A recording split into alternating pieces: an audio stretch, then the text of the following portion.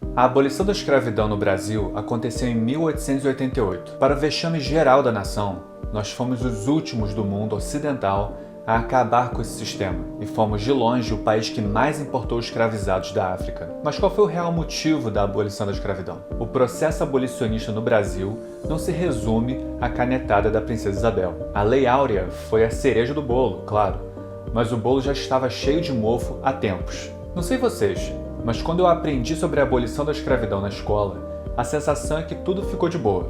O triste é que muita gente aprende história de um jeito superficial e fica essa impressão de que a abolição acabou com todos os problemas oriundos da escravidão, como o racismo.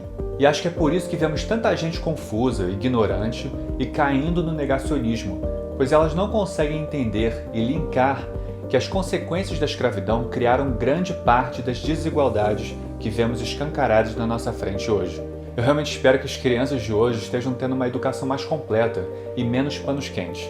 E é por isso que estudar história é tão importante, pois ela nos fornece o contexto para entender o presente. Estudar história é perceber que nada à nossa volta é um acidente e que quase todos os problemas da sociedade são sistêmicos e precisam, portanto, de soluções sistêmicas. Outro mal-entendido que a gente aprende quase que por osmose é que a abolição veio de forma natural, quase que óbvia, dando uma ideia simplista de que o ser humano evoluiu mentalmente ou espiritualmente. Mas você sabia que várias civilizações, reis, dinastias já aboliram a escravidão no passado? Ou seja, acabar com a escravidão não é uma grande novidade. Portanto, não tem muito a ver com uma suposta evolução moral. Eu entendo que muitos se sintam desconfortáveis com a realidade da escravidão e seus efeitos, mas nós, como nação, precisamos encarar isso de frente.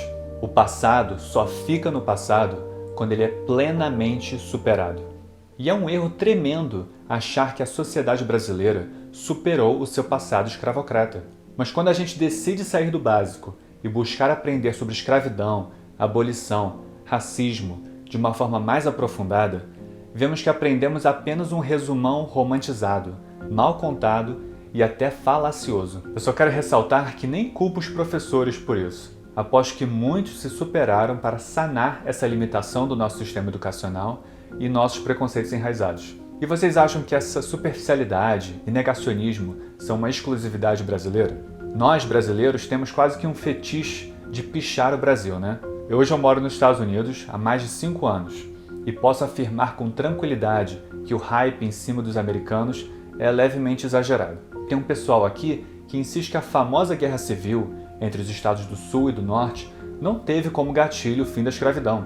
E se você não sabe, na época, em 1861, os estados do Norte eram industrializados e mais progressistas, enquanto os do Sul eram escravistas. E o Norte pressionava o governo federal para acabar com a escravidão, enquanto o Sul insistia para manter o sistema e ainda ameaçava se separar caso fosse abolido. Esse era um assunto tão fundamental para a formação do país que, à medida que os Estados Unidos foram se expandindo para o oeste, os novos territórios conquistados só podiam virar estados se fossem adicionados em dupla, pois o acordo era que um deles se tornaria um estado livre e o outro um estado com escravos. Quando Lincoln foi eleito com a promessa de acabar com a escravidão, logo depois, vários estados do Sul se separaram dos Estados Unidos. E aí é que fica difícil para quem afirma que a Guerra Civil não teve a ver com a escravidão, pois as novas constituições estaduais e a própria Constituição dos Estados Confederados afirmavam que o motivo da separação era a preservação da escravidão e, pior ainda, que o homem branco era superior ao homem negro. Após a derrota dos separatistas escravocratas, os Estados Unidos inauguraram um período chamado de Reconstrução, que foi uma tentativa até louvável de integrar e impedir represálias aos negros agora livres. É bizarro que um país mais racista que o Brasil tentou fazer algo, enquanto que os negros brasileiros foram abandonados pela República.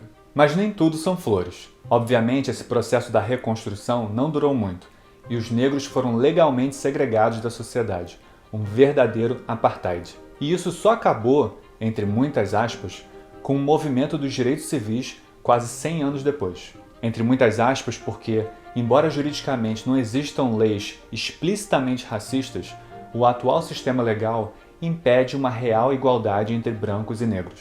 Um exemplo moleza de entender é o fato de que negros e brancos recebem punições diferentes pelo mesmo crime. E isso é comum no Brasil também. No Brasil, o racismo até pode ser menos explícito do que nos Estados Unidos, mas o racismo ainda sobrevive e precisamos ficar atentos para superá-lo. Mas o foco desse vídeo não é falar sobre a história por trás da abolição, nem a escravidão em si. Tampouco das estruturas sociais que estão aí de pé e prejudicam até hoje os descendentes dos escravizados, mas sim trazer à tona o porquê desse sistema perverso ter acabado. É importante frisar que a escravidão só acabou, ou melhor, só foi permitida a abolição da escravidão, não por bondade ou por uma suposta evolução mental ou espiritual, mas sim porque esse sistema deixou de ser economicamente interessante para as elites e potências da época. Repetindo, a escravidão só acabou porque deixou de ser economicamente interessante. Que merda, né?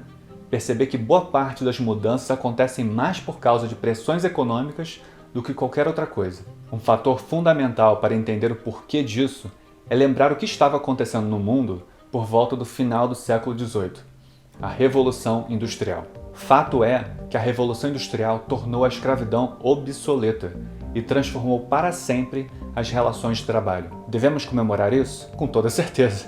Mas é preocupante, né? Que o ser humano apenas abandone um modelo perverso e cruel, como a escravidão, quando surge uma alternativa mais lucrativa. E lembrando que os trabalhadores livres e assalariados na Europa viviam em situação precária e alguns trabalhavam mais de 15 horas por dia, sem contar o trabalho infantil. Ou seja, para valer, substituíram um sistema péssimo por um melhor, claro, mas também problemático. A Inglaterra, berço da Revolução Industrial e a maior potência militar e econômica da época, entendeu que, para incentivar ainda mais a sua industrialização, para lucrar mais, era necessário acabar com a escravidão.